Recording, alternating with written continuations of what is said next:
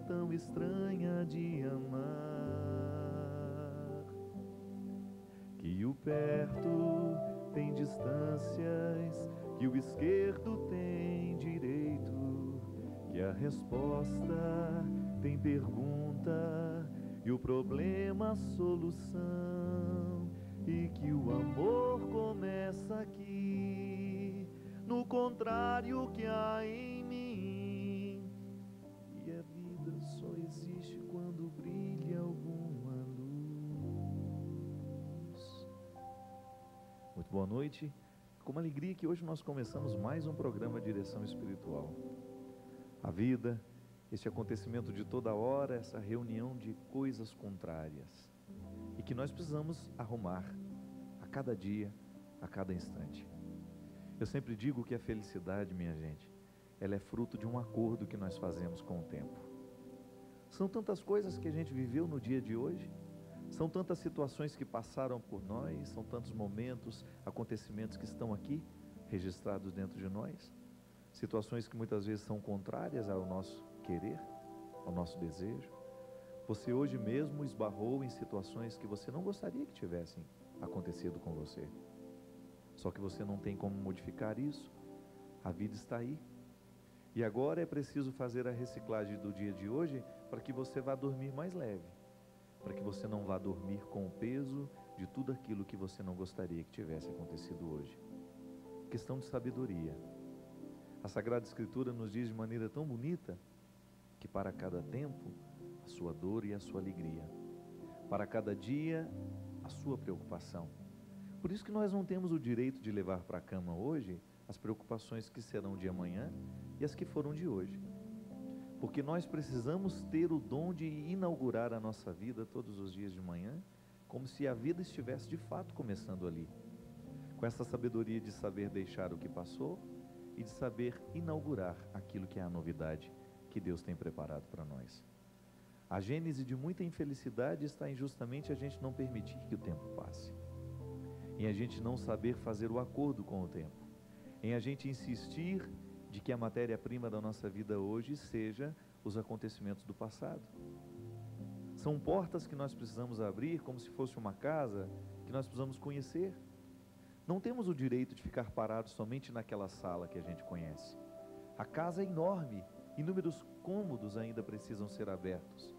E nós não temos o direito de fechar-nos naquela sala e dizer que o nosso destino final é aquele. Não. Nem porque foi bom demais, nem porque foi ruim demais, porque são duas situações que nos dá a tentação de querer ficar fixados. Pode observar, a gente para em acontecimentos que foram muito ruins e a gente para em acontecimentos que foram muito bons. Nenhum dos dois merece a nossa permanência. Nós precisamos saber absorver tudo que é próprio daquele instante. Se é para sofrer, a gente sofre a ponto de esgotar todo o aprendizado daquele sofrimento, para que a gente saia dali com alguma coisa resolvida dentro de nós, para que não seja uma peça fora de encaixe. Se foi bom demais, a mesma coisa. Não podemos fixar a nossa vida naquele momento só porque foi muito bom. Precisamos saber passar. É engraçado como a gente passa muito por isso, né? Você viveu uma determinada situação que foi muito agradável, assim, por exemplo, fez uma viagem, e lá você descobriu inúmeras coisas maravilhosas, você viveu coisas muito preciosas, e de repente na hora de vir embora bate aquela angústia, uma ansiedade, não é verdade? O que é isso? É aquele nosso desejo de fixar a vida naquele momento passado, porque foi muito bom. Mas se a gente fica agoniado, triste porque tudo acabou, a gente perde a oportunidade de ver o que está acontecendo agora. E a sabedoria de Deus na nossa vida é isso, é nos ajudar a olhar o tempo presente. Carlos Drummond de Andrade, em um dos seus poemas, fala de maneira bonita: vamos de mãos dadas, a vida é este tempo presente, não nos afastemos muito, vamos juntos nessa experiência de fazer justamente a descoberta da beleza de cada instante. O poeta também já dizia que quem descobre que o tempo passa, descobre subitamente a beleza de um momento que nunca mais será. Este momento que nunca mais será, merece ser saboreado agora. Saia da pressa, descanse o seu tempo, descanse as suas horas nesses intervalos que valem a pena na vida. de você ser capaz de sorver a vida com tudo aquilo que ela está lhe oferecendo naquele instante, de você não ficar perdendo tempo querendo a vida que não é sua.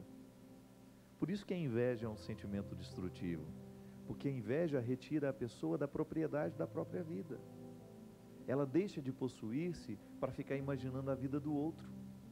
E no momento em que a gente fica invejando a vida do outro, o que o outro tem, o que o outro faz, a gente perde a bonita oportunidade de descobrir o sabor da nossa vida. A gente tem que se alegrar com o que o outro tem, mas a gente tem que descobrir a graça de saber ser quem a gente é, com os defeitos que a gente tem, com as qualidades que a gente tem, com tudo aquilo, com os contrários que somos nós. Inveja é um sentimento que nos paralisa no tempo por causa disso. A inveja é um sentimento que faz a gente mudar. A gente sai da nossa casa e vai para a casa do outro. E o pior, a casa que não é da gente. Nós vamos ficar de aluguel lá dentro, né? Nós vamos ficar na alma do outro, alugando a alma do outro, quando na verdade eu tenho que viver a minha alma, a minha vida, aquilo que eu tenho de mais especial, aquilo que eu tenho de propriedade. Por isso que a vida cristã é sempre um convite. Toma posse daquilo que você é. Não importa se existem defeitos, não importa se existem limites, não importa se a vida passada não valeu tanto a pena, não importa que os dias passados tenham sido de muitos erros, não importa. O que importa é aquilo que nós podemos fazer a partir de agora com a vida que nós temos. É esse olhar novo de Deus a cada dia na nossa vida, a nos reinaugurar, a nos dar coragem de nós olharmos para nós mesmos, saber que nós erramos, mas que mesmo assim ainda existe uma vida bonita a ser vivida. É o que o programa Direção Espiritual quer proporcionar aqui, com tudo aquilo que é o tema dos nossos programas, com tudo aquilo que é a temática que prevalece aqui nos nossos programas. A vida que é repartida, a vida que é dividida, para que nós possamos olhar para as vidas das outras pessoas e possamos descobrir que se ali há superação, eu também posso superar na minha. Se ali houve dificuldades que foram vencidas, eu também posso vencer as minhas. Enfim, um jeito bonito que a gente tem de colocar toda a nossa vida na mesa e a gente descobrir que somos todos iguais, que só moramos em lugares diferentes, mas que as dores são as mesmas, as alegrias são as mesmas, as preocupações são as mesmas. E este é um lugar de partilha. Sabe como partilhar? Ligando para nós. 0 operadora 12 31 86 2600, passando seu e-mail, mandando a sua carta nos endereços que aparecem no seu vídeo. Ligue, participe conosco, porque hoje é a oportunidade que você tem de fazer parte do nosso programa. Boa noite, Christian, muito obrigado pela sua presença. Andou sumido, né? Retornou. Eu quero começar o programa de hoje lendo uma carta. Eu tive a graça de estar em Juiz de Fora. Quero mandar um grande abraço a todo o pessoal de Juiz de Fora. Show maravilhoso, essa população maravilhosa que lotou o Cine Teatro Central. Uma alegria para mim, foi uma alegria muito grande, que foi o primeiro show religioso que o teatro realizou. Nós estávamos lá com todo o pessoal da direção da casa. Obrigado mesmo pela confiança, por vocês terem deixado a música cristã ter entrado dentro dessa casa que é tão tradicional em Juiz de Fora. Mandar um grande abraço muito carinhoso à minha amiga Lúcia Cascardo e à minha querida Dona Nazaré, que estavam lá também presentes, o seu Luiz Heleno, que fez aniversário naquele dia. Enfim, um abraço a todo o pessoal, todo o povo carinhoso de Juiz de Fora que compareceu. Mas eu confesso que na madrugada que estava voltando para casa, que eu voltei no mesmo dia, eu li uma carta que me emocionou profundamente pela sensibilidade das palavras e pelo testemunho tão forte que foi para mim naquela noite, que eu gostaria de partilhar com vocês. Padre Fábio de Mello, seja bem-vindo a Juiz de Fora. Madrugada de agosto de 2006, fez um retorno no tempo, né? Sono à distância, controle da TV à procura de uma programação que me acrescentasse algo. Foi desta forma, Padre Fábio, que você entrou em minha vida. Entre as indagações normais, quem é este rapaz? Voz firme, palavras doces na forma de uma evangelização tranquila, que nos leva a mudanças ao longo do tempo. Nada dito em tom agressivo, ameaçador, querendo nos obrigar à maneira de pensar ou de agir. Pelo contrário, levando-nos a repensar nossas vidas, nossos valores, nossa caminhada, repensar a doutrina adormecida há anos por uma forma inaceitável de querer impor o Cristo através do medo, Um Cristo tão inacessível que cansávamos de o procurar. Suas palavras, Padre Fábio, levam-nos a conhecer um Cristo hoje, companheiro de viagem, amigo presente em nossas vidas, cujo sorriso acompanha-nos e suas mãos estendidas é um amparo. Através de suas palavras, pinceladas pouco a pouco na grande tela da vida, aprendi a analisar e repensar a minha vida. Quantas dores vividas, quantas perdas de pessoas queridas, quantos medos. A mudança de valores foi e está sendo gradativa. Entendi que não se deve contabilizar perdas. Entendi que nós devemos aceitá-las e que, aceitando-as, ficamos mais fortes. Entendi que, ao contabilizar as perdas, perco a oportunidade de contabilizar novas pessoas chegando. Entendi que, no lugar das dores vividas, por que não aprender a entender as do próximo? Entendi que, no lugar do medo, por que não calçar as sandálias da coragem? Com você, aprendi e reaprendi. Reaprendi a amar a vida como ela é, com seus dias escuros e os seus dias de sol, com suas lágrimas e sorrisos, com suas derrotas e vitórias. Reaprendi a fazer do hoje um dia bem vivido, do ontem um sonho adormecido. Alguns realizados, outros não, mas passados. Novos sonhos chegarão. Os sonhos apenas adormecem. Reaprendi a encontrar uma pessoa que eu não via há muito tempo, eu mesma. Aprendi que é tempo de pensar em algo maior, a vida. Ainda há tempo de fazer uma declaração de amor próprio. A fazer de cada manhã uma visão de esperança, que tanto o dia quanto a noite possuem a luz de Deus a iluminar nossos caminhos.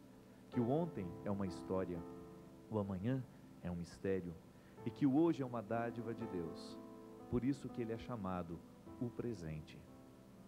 Aprendi que o perdão é quando o Natal acontece em qualquer dia, que a vida é uma peça de teatro que não permite ensaios, que não preciso ter medo de cair, Deus sempre coloca almofadas para que a queda seja mais leve. Aprendi que Deus não fez tudo em um só dia, o que me faz pensar que eu possa. Que não estamos neste mundo a passeio e que, se dermos os ouvidos às canções do Espírito, às melodias da alma, serão elas os passaportes para a eternidade. A poesia e a força de suas palavras, Padre Fábio, flui de sua alma de forma tão espontânea, criativa e marcante na mensagem. A expressão carismática desta poesia cativa nosso ser, buscando, encontrando e varrendo os nossos cantos escondidos, conscientes ou não. A sua evangelização à luz da inspiração divina, a todos encontra justamente pela simplicidade, pelo seu jeito de menino acanhado, pelo seu lado humano que, ao comparar-se a todos nós, como humano que és, nos mostra o lado divino da tua proposta. Ser padre, evangelizador, não deixando de ser humano, mas sempre buscando e levando a todos o divino. Tens a consciência, acima de tudo, de sua missão de padre evangelizador. Desmistificas a figura do padre, que muitas vezes estava associada ao medo. Sabes e tem consciência da tua missão. Você tornou-se para muitos a balança suspensa entre a dor e a alegria, entre o medo e a coragem, a incerteza e a esperança. A palavra que conforta, tranquiliza quando o desespero teme se instalar, a paz advinda desse equilíbrio que você nos transmite e nos traz nos acertos e desafios. Que um pequeno grande anjo dourado continue a guardar e proteger seus sonhos, sua vida, sua missão de evangelizador. Apenas os que se doam conseguirão salvar o mundo. Somente os que se dispõem de si poderão se dispor para o outro. Tive a liberdade de chamá-lo respeitosamente de você. Afinal, a intimidade da sintonia com alguém nos permite isso. E tive também a liberdade de massacrar a nossa gramática ao usar alternadamente concordâncias e pronomes. Afinal, falei e escrevi com a alma, e esta não se prende às normas gramaticais. Foi você que ensinou-me a amar não apenas com o coração, e sim com a alma, porque essa já é eterna. A confiança de Deus em mim foi o melhor curso de superação pessoal. Carinhosamente, com o pedido de bênçãos para os meus filhos Luiz Otávio, Fernando, Franciane, Cristiane e para mim, Edith Romano. Muito obrigado, dona Edith, sua carta me fez muito bem e fiz questão de ler porque sua carta expressa uma série de necessidades que eu preciso continuar buscando também, minha filha. A sua perspicácia em usar expressões que são próprias aqui do nosso programa, expressões que foram muito cunhadas aqui por nós, ao longo de tantos programas, ao longo de 2 anos e meio de programação, eu quero lhe agradecer, porque essas palavras estão registradas na sua alma e no momento que você nos recorda, elas também voltam mais uma vez a fazer efeito dentro de nós. Uma das coisas que me chamou nessa confissão tão honesta da dona Edith é justamente a perspectiva que para ela o programa foi e está sendo um encontro com ela mesma. Minha gente, o maior dom que nós podemos pedir a Deus, e é o mais necessário de todos os dias, de todas as horas, de todos os instantes, é este: que a gente não se perca da gente mesmo. É muito fácil a gente viver alienado, longe do que a gente é. É muito fácil a gente incorporar um papel, a gente começar a assumir uma vida que não é a nossa. É muito fácil a gente cair nas artimanhas das fragilidades do mundo, que não são poucas, você bem sabe disso. Inclusive, dona Edith, eu tenho dito muito por onde vou, que o pecado é um processo humano que fragiliza justamente o que a gente é. Por isso que a gente não precisa ficar com um discurso moralista de acusação. Nós não estamos pecando contra o Evangelho no momento que nós falamos com ternura da proposta de Jesus. Porque a proposta de Jesus é essa: volte para aquilo que você é, descubra o potencial de Deus que há dentro de você, a vida. O Senhor Jesus está sempre nos conduzindo e nos convidando a descobrir a vida e a vida em abundância. Por isso que Ele veio. O processo da encarnação é justamente esse, dona Edith.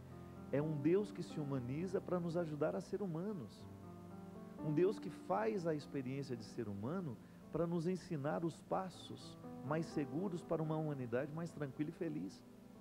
É por isso que o Evangelho é essa proposta de busca do aperfeiçoamento das condições humanas. Nós não somos anjos, nós somos humanos. E a santidade é uma proposta para homens e mulheres. E o que é a santidade? É a luta constante contra as artimanhas do pecado que fragilizam a nossa estrutura humana. Pode observar que toda a estrutura pecaminosa, ela é sempre uma estrutura que nos afasta de nós mesmos. A começar pelos vícios. O vício cava na nossa alma um abismo entre nós. Distancia-nos, primeiramente, eu de mim mesmo, eu de Deus, eu das pessoas que eu amo, porque o vício vai minando a minha capacidade de decidir.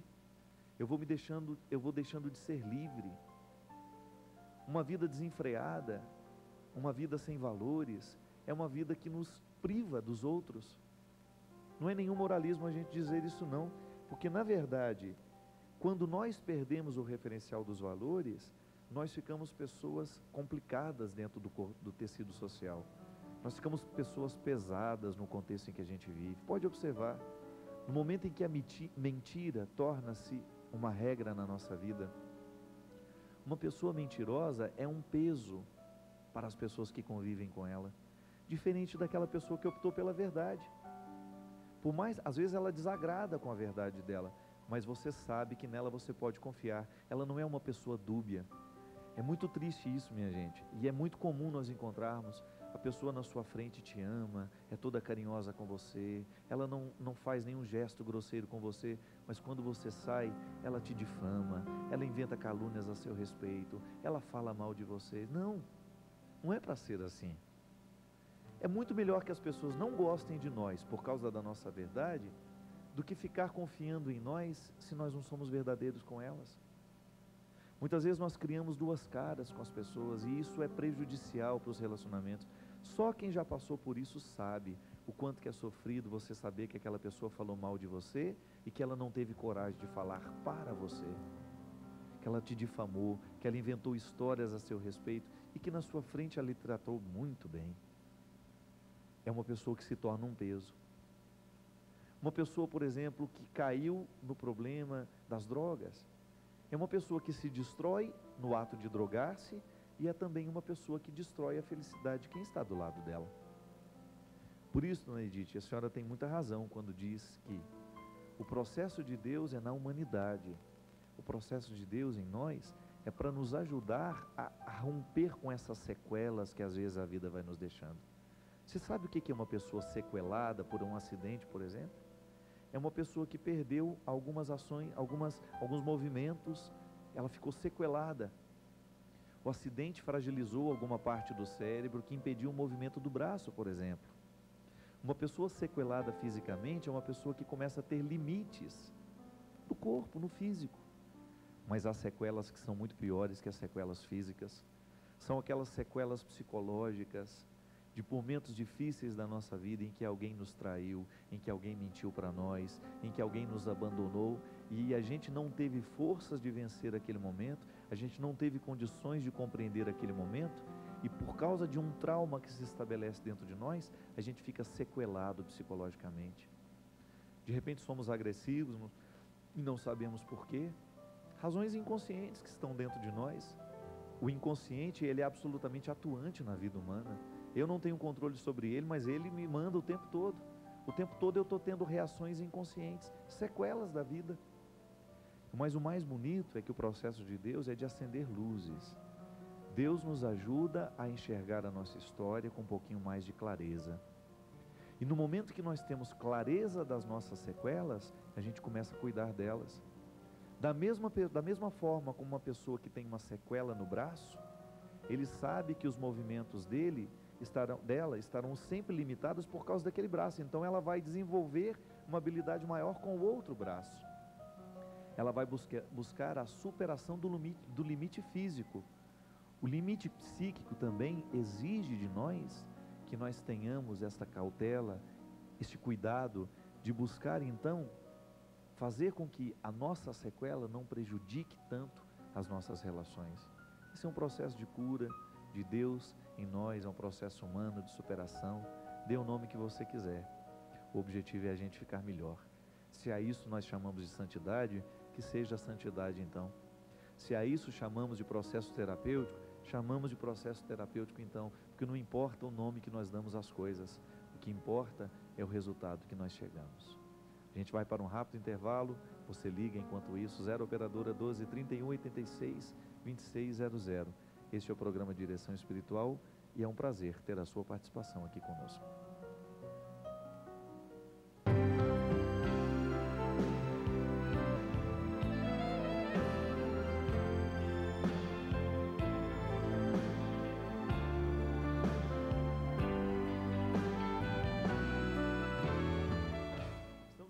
Com o programa Direção Espiritual, ligue, participe conosco, 0 operadora 12 31 86 2600. Todas as participações de hoje, vocês certamente vão ter oportunidade de serem respondidas. E aqueles que são pedidos de oração, a partir de hoje já estamos rezando por vocês. E aquelas dúvidas, questões que estão sendo apresentadas, entram nas pautas dos nossos...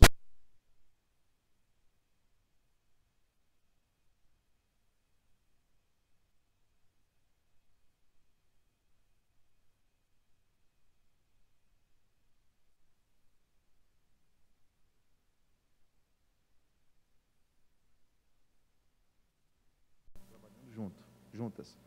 Os ingressos já estão sendo vendidos em Campinas, na Casa de Missão com a Jaqueline. Informações pelo telefone 19 32 37 73 22. Em Paulínia, na Rádio Canção Nova. Em São Paulo, a partir de segunda-feira agora, na Casa de Missão São Paulo. E pela internet você pode ter maiores informações e também comprar o seu ingresso pela internet. O endereço é showcampinas@uol.com.br. É um e-mail que você vai ter todas as informações. Dia 21 de setembro, no ginásio do Guarani, em Campinas. Eu e com minha banda, um grande evento pela primeira vez em Campinas, a minha presença aí. Você é o nosso convidado. Você de Campinas e região, será um prazer recebê-lo aí conosco. Recebi um e-mail aqui também, um garoto que está passando por um processo muito semelhante ao que eu tive no início do ano, problemas de fígado. Ele está pedindo uma informação de onde foi o meu tratamento. Meu tratamento foi na Gastroclínica, em São José dos Campos, e o nome da médica é a doutora Maria Beatriz. Entre em contato lá, é a Mônica. Entre em contato na Gastroclínica, peça para falar com a secretária da doutora Maria Beatriz. Você pode ter certeza que você vai ser muito bem atendida. Doutora Beatriz é que me curou, viu, minha filha? Vai com toda a confiança também. Lembrando que amanhã eu estarei em Maceió para 2 shows. Serão 2 sessões aí no Teatro Deodoro, na Praça Marechal Deodoro, no centro de Maceió. O primeiro show acontece às 19h30 e o segundo às 21h30. Vocês são os nossos convidados para estarem amanhã conosco aí nos shows Piano e Voz, eu e Maurício Piaçarolo, amanhã em Maceió. No sábado estarei em Rio Largo, pertinho de Maceió, e no domingo em Olho d'Água das Flores. Será um prazer voltar ao estado de Alagoas para esses 4 grandes eventos, né? 2 acontecendo amanhã. Tem aqui uma questão que eu achei muito interessante, aproveito para responder. Padre Fábio de Melo, sou Carlos Freitas, sou evangélico, moro em Osasco e gosto muito do seu programa.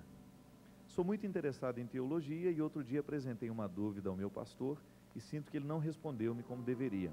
Pergunto a você, Padre, como podemos falar de plenitude da revelação em Jesus?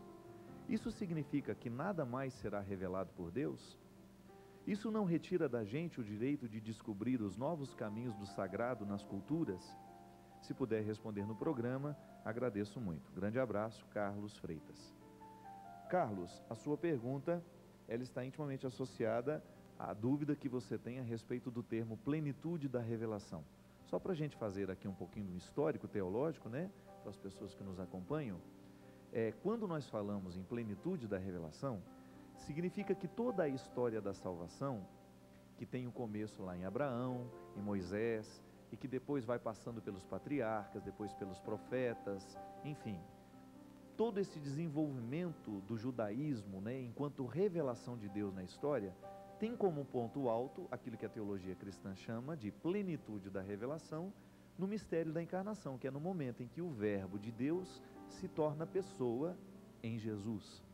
Jesus é a encarnação do Verbo. Quando nós dizemos que a plenitude da revelação aconteceu em Jesus e que toda a revelação termina com a morte do último apóstolo, daquele que conviveu com Jesus, daquele que viveu o processo histórico de estar com ele, não significa que nós já esgotamos todo o mistério da revelação e que Deus já não tenha mais nada a dizer a nós. Muito pelo contrário. O que nós dizemos é que todo o conteúdo já foi manifestado. Só que nós ainda não chegamos ao pleno conhecimento deste conteúdo. Por isso que a plenitude já aconteceu, mas ela não foi esgotada. É como se você tivesse recebido hoje, Carlos, uma carta com muita informação. Você já leu toda a carta, mas você ainda não conseguiu compreender todo o significado daquela carta. Então, a plenitude da carta já está nas suas mãos. A plenitude do conteúdo da carta já está em suas mãos. Agora você tem um bom tempo pela vida para você poder descobrir aquilo que a carta quer lhe dizer. Esse tempo de interpretação do acontecimento Jesus, nós chamamos de tempo da igreja. A igreja é o estendimento histórico do acontecimento. Então Jesus já nasceu, morreu e ressuscitou. No momento em que nós entramos na dimensão da ressurreição, nós estamos então falando do tempo do Espírito, que o Espírito é que nos dá condições de compreender todo o conteúdo da carta. É o Espírito Santo que vai revelando, minando a estrutura humana, porque nós somos fragilizados pela nossa inteligência, né? A minha inteligência, ao mesmo tempo que ela me ajuda a conhecer a Deus, ela me atrapalha, porque eu sou vítima da minha inteligência. O Espírito Santo é este que vai conduzindo a igreja na compreensão desta plenitude. Então você tem um marco histórico desta encarnação, e agora o tempo da igreja, o tempo dos sacramentos, o tempo da santidade, que acontece na história, é o tempo do conhecimento da plenitude. Então, por que nós ainda podemos acreditar que o sagrado terá coisas novas a nos dizer? Porque nós ainda não esgotamos a plenitude do que foi dito. Eu já dei esse exemplo aqui. Por exemplo, nós não podemos dizer que nós estamos celebrando mais uma missa. É errado do ponto de vista teológico. Seria um equívoco, digamos assim. Só aconteceu uma missa na história, que foi aquela que Jesus, a última ceia que Jesus realizou com seus amigos. Todas as outras missas que nós celebramos são desdobramentos da única que aconteceu. Muito simples de entender. Foi tão grande o acontecimento que ele não coube num momento só. Ele continua repercutindo em nós. Então, cada missa que nós participamos e presidimos e celebramos é o mistério da encarnação, da última ceia, do mistério da ressurreição, acontecendo na vida da igreja por meio do sacramento. Por isso, meu filho, que nós já não esgotamos a plenitude da salvação. Ela já aconteceu, mas nós ainda não sabemos tudo sobre Deus. Por isso que nós vivemos o tempo da teologia, o tempo da igreja. Tá bom? Mas muito inteligente a sua pergunta. Temos uma participação ao vivo agora, é o Tadeu de São José dos Campos. Boa noite, Tadeu. Boa noite, Padre Fábio, tudo bem? Tudo bem, meu filho? Antes de mais nada, eu peço a sua bênção. Deus te abençoe. E é um grande prazer falar com o senhor, viu? Obrigado, meu filho. Ô, Padre Fábio, eu estou ainda muito assim, uma dor muito grande no coração, que tive uma perda dia 17 de agosto de uma grande amiga, Maria Augusta Gregatti, e ela faleceu de infarto, né? E eu queria uma direção espiritual do senhor no seguinte, que é uma dúvida que vem me atormentando a cabeça, e eu queria uma explicação, um esclarecimento. No dia 17 de agosto, quando ela faleceu, eu fui para visitá-la no hospital, e cheguei no hospital às 1h05 da tarde, e eu não pude entrar porque a visita só era às 1h30, então eu tive que esperar 25 minutos. Até 1h20 da tarde ela estava viva. E foi quando eu subi, eu recebi um recado que era para mim subir urgente, e o irmão dela estava lá em cima, o Márcio, e foi me avisado a ele que estavam no quarto reanimando ela. E até então, me desculpe pela ignorância, eu não tinha nem ideia o que era essa reanimação. Eu achava que era passar um álcool no nariz, passar a mão no peito. E eu fiquei conversando com o irmão dela, e eu não sei porquê, Padre Fábio, é aí que vem a minha dúvida, eu não, é só o senhor para me esclarecer. Eu me deu vontade de abrir a porta do quarto. Quando eu abri a porta do quarto, eu ouvi ela, deu a impressão que ela estava desmaiada. Mas a médica, ela perguntou quem eu era. Então, como eu percebi que ali só podia entrar parente, e eu era sou amigo da família há mais de 14 anos, eu disse que era irmão. E aí ela disse que não tinha mais nada o que ser feito, que ela tinha falecido. Então eu pergunto para o senhor, padre, o porquê eu fui visitá-la, não consegui visitá-la porque ela faleceu, e por que eu abri essa porta e recebi esse recado? Logo eu recebi esse recado. O senhor está entendendo? Eu não sei porquê, o que Deus, o nosso Senhor Jesus Cristo, quis me mostrar, eu recebendo esse recado da morte dessa grande amiga para mim. Eu queria saber uma resposta sobre isso. Tadeu, toda vez que a gente se depara, né, com um acontecimento trágico, a gente sempre tem uma série de perguntas que nascem dentro de nós, né, por uma razão muito simples. Diante da incapacidade de resolver ou de modificar um fato, é natural que a gente comece a fazer perguntas. Essas perguntas podem ser muito férteis ou essas perguntas podem ser absolutamente inférteis. Perguntas férteis são aquelas que nos ajudam a conviver bem com o acontecimento. Perguntas inférteis são aquelas que a gente sabe que não resolvem em nada e que, muito pelo contrário, vão trazer angústia ao nosso coração. Eu acredito, meu amigo, que toda partida de uma pessoa querida, ela sempre representará para nós um momento de profundo sofrimento, porque nós não aprendemos a viver diferente. Nós não aprendemos a perder. Nós não fomos educados para o processo da perda. Nós fomos educados para o processo da permanência. A gente acaba criando dentro de nós a ilusão de que nós vamos ter das pessoas para o resto da vida. Eu acredito, meu querido, que neste momento, não importa você receber a resposta, por que você abriu essa porta primeiro, por que você foi o primeiro a receber a notícia. o porquê de tudo ter se dado daquela forma. Eu acho que o que você precisa agora é acalentar dentro do seu coração a notícia de que sua amiga morreu. E de que a partir de agora você precisa começar a reconstruir o seu mundo sem ela. A gente percebe na sua voz que há muito sofrimento, um pouco de indignação mesmo com o próprio fato. E essa pergunta que você se faz, ela não modifica nada a situação. Talvez você precisaria apenas chegar à conclusão de que, sendo o primeiro a saber, você também precisa ser o primeiro a viver o processo da cura, né? Você foi aquele que primeiro recebeu a notícia trágica. Portanto, é o primeiro também a começar a reconstruir dentro de você essa informação que é tão dolorosa. Eu costumo dizer, meu filho, que ninguém morre de uma vez dentro de nós.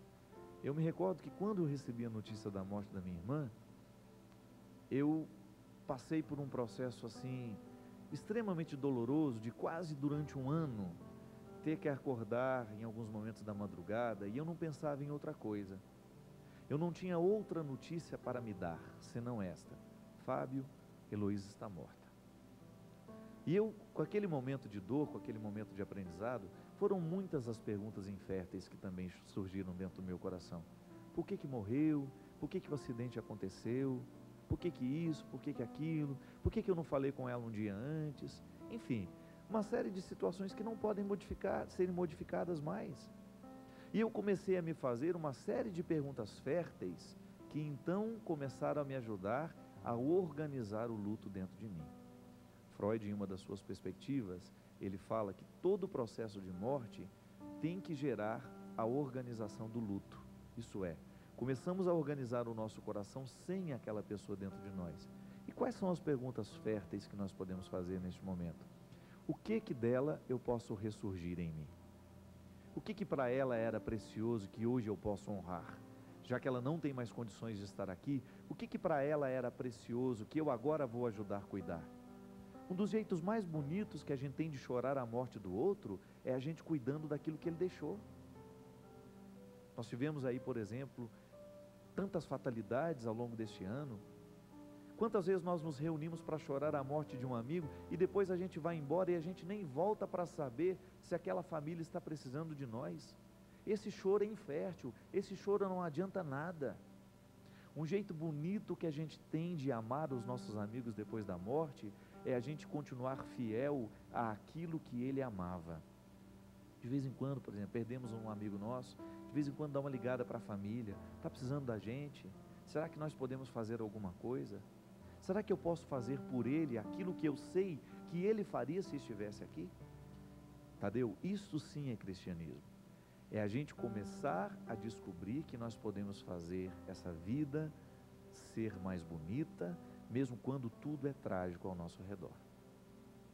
Um jeito bonito que a gente tem de continuar amando os nossos amigos é nós cuidando daquilo que eles cuidariam se estivessem aqui. Aí você faz, de fato, justiça à morte daquele que se foi. Não se preocupe com essa pergunta, não fique se questionando, se inquietando, por que foi você o primeiro a abrir a porta. Você estava ali, abriu a porta e foi o primeiro a saber da notícia da morte dela. Pois então, meu amigo, seja primeiro em tudo agora. Seja primeiro a organizar o seu coração, seja o primeiro a buscar, a fazer tudo aquilo que para ela era importante. Seja o primeiro a honrar a vida desta pessoa que já não está mais entre vocês. Seja o primeiro a amar aqueles que ela amava, a cuidar daquilo que ela cuidava. Esse é um jeito bonito que você terá de responder a sua pergunta para você mesmo, tá bom? Que Deus te abençoe, continue lutando aí por essa recuperação e pode contar com a oração de todos nós aqui do programa Direção Espiritual. Padre Fábio, tenho uma dor muito difícil de ser enfrentada. Sou portador do vírus da AIDS e não tive coragem de contar a ninguém. Recebi o resultado há mais de 6 meses. Estou pensando em me matar, pois não quero enfrentar o sofrimento que certamente virá pela frente. Meu filho, primeira coisa, precisamos deixar de ver um resultado de HIV positivo como sentença de morte. Já foi no passado, não é mais. Qualquer pessoa que hoje descobre a presença do vírus HIV no sangue, isto é muito comum nos dias de hoje, justamente por causa da negligência que existe em termos de saúde, das pessoas mesmo, não é do governo não. Não é só uma questão governamental não, é questão de atitude, é de postura. Nós já falamos aqui do problema da hepatite C, nós já falamos do problema da hepatite B, nós já falamos aqui do vírus da AIDS, das doenças sexualmente transmitidas. É uma questão de saúde e de mudança de atitude. As pessoas não podem continuar arriscando a sua vida, fazendo da vida sexual uma verdadeira roleta russa, de ficar arriscando com parceiros, de ficar tendo uma vida absolutamente irresponsável. São muitas as formas de contágio, a gente sabe disso, mas se você já está consciente da presença desse vírus no seu sangue, isto não representa uma sequência de morte, uma sentença de morte, não. Hoje é possível, tenho lá o meu amigo em Petrópolis, Dr. Antônio Luiz, um dos maiores infectologistas do Rio de Janeiro, um grande homem, um grande médico. Eu aprendi muito com ele no tempo da minha doença, porque minha doença é infecto-contagiosa também. Você pode contaminar em diversas situações, já falei. Fazendo unha você pode contaminar-se com hepatite B. Beijando na boca você pode contaminar-se com o vírus da hepatite B. Basta que você tenha um paciente crônico. É o contato com o sangue, você pode pegar no dentista, você pode pegar acidentalmente. Existe uma pesquisa hoje de uma pesquisadora inglesa que afirma que o vírus da hepatite B você pode pegar no suor de um aparelho na academia. Veja isso. O cuidado que nós precisamos ter. São diversas as formas de contágio, secreções, tudo isso é risco, tudo isso é contágio. Não é sentença de morte ter o vírus HIV, meu filho. Você pode muito bem ter uma vida normal. Claro, você vai ter, primeiramente, assumir isso para você, para a sua família. Você precisa de tratamento. Você precisa já procurar o seu médico para você fazer todo o controle da sua imunidade. Porque o que é a AIDS? A AIDS é um problema, é um vírus que vai atacar o seu sistema imunológico. Ninguém morre de AIDS. Você morre das consequências das doenças que vão acontecendo em você pela baixa da imunidade. Todos nós temos baixa de imunidade. Pode observar, gente que trabalha com esse monte de viagens, com esse monte de cada dia comendo uma comida, cada dia dormindo tarde, acordando cedo, quais são as reações que nós temos? Estoura ferida na boca, não é assim? Fica uns dias sem dormir, sem comer direito, você vai ver. Estoura ferida na sua boca, estoura ferida dentro do seu nariz, é a famosa herpes. A herpes é um vírus oportunista que está dentro daquele que já se contaminou e que vai aparecer sempre que o seu sistema imunológico estiver baixo. A AIDS é isso, meu filho. É um controle especial que você vai ter que ter da sua imunidade, com toda uma medicação específica para você. Mas você vê aí grandes atletas que tiveram coragem de assumir que são portadores do vírus HIV e por causa de uma vida saudável não chega nem a desenvolver a doença. Porque o problema da AIDS é não sabe que tem e vive uma vida desenfreada. Não dorme direito, não come direito, não pratica um esporte, vive irregular, toma droga, tudo isso vai fragilizando, bebe, tudo isso fragiliza o sistema imunológico. Se a pessoa tem a consciência de que ela tem o vírus, ela vai viver o mais saudável possível para que ela não tenha baixa de imunidade. Tá bom, meu filho? Não se preocupe com isso, somente tenha a coragem de assumir isso para você, para sua família, para que você tenha um tratamento adequado, para que você não seja vítima dessa doença e que você também não passe esse vírus a outras pessoas. Tenho aqui um e-mail também que eu achei muito bonito, muito bonito. Padre Fábio, ao assistir a reportagem sobre o crescimento significativo do número de casos da doença de Chagas no Norte e no Nordeste, me lembrei de você, que vai sempre a essas regiões, e de um sobrinho que mora em Maceió. Esse é um problema sério também, né? Se você não sabe, qualquer forma de fruto do açaí, seja um bombom, seja um sorvete, seja esse açaí que a gente está acostumado, está havendo um problema muito sério do Norte e no Nordeste, que é o problema do barbeiro, que é o transmissor da doença de Chagas, que é moído no meio do açaí. Então, muita gente está se contaminando com essa doença também, por causa disso. Então, a Maria do Carmo, lá de Belo Horizonte, me mandou esse e-mail tão bonito, me lembrando disso, né? E eu acabo lembrando todas as pessoas que assistem o programa. E ela fala assim: Padre Fábio, ao final do e-mail dela, Me lembrei de um evangelizador americano falando sobre nossa responsabilidade como cristãos. De cada 5 pessoas, uma lerá a Bíblia, 4 lerão a nossa vida. A leitura da vida da Cristina, que foi o testemunho que foi dado aqui, mudou tudo dentro de mim. É a palavra de São Francisco viva, vivida. Pregue o evangelho o tempo todo e, se necessário, use as palavras. Muito lindo isso. A caminhada é muito mais longa e muito mais árdua. Eu me senti pequena. Ser cristão o tempo todo e em tudo não é fácil. Há tanta coisa, tanta gente a nos influenciar, tantas pressões, tanta fragilidade. É difícil lutar contra uma avalanche. Às vezes resisto, às vezes cedo, mas não desisto e sei que Ele não desistirá de mim. É isso mesmo, minha filha, não desistirá mesmo. E você? Muita gente pode estar olhando para a sua vida e precisando descobrir Jesus através de você. Que ao longo dessa semana nós tenhamos a graça de viver o anúncio do Evangelho, não por meio daquilo que a gente fala, mas por meio da nossa vida. Que as pessoas, ao olharem para nós, possam descobrir que nós somos seguidores de Jesus. Derrame o Deus Todo-Poderoso sobre a sua vida, sobre o seu coração, a sua bênção. Ele que é Pai, Filho e Espírito Santo. Amém.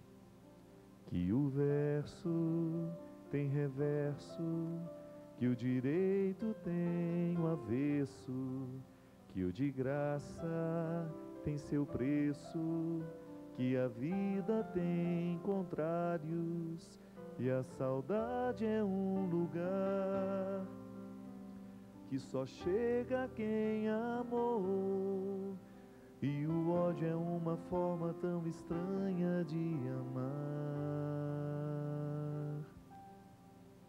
Que o perto tem distâncias, que o esquerdo tem direito, que a resposta tem pergunta e o problema solução.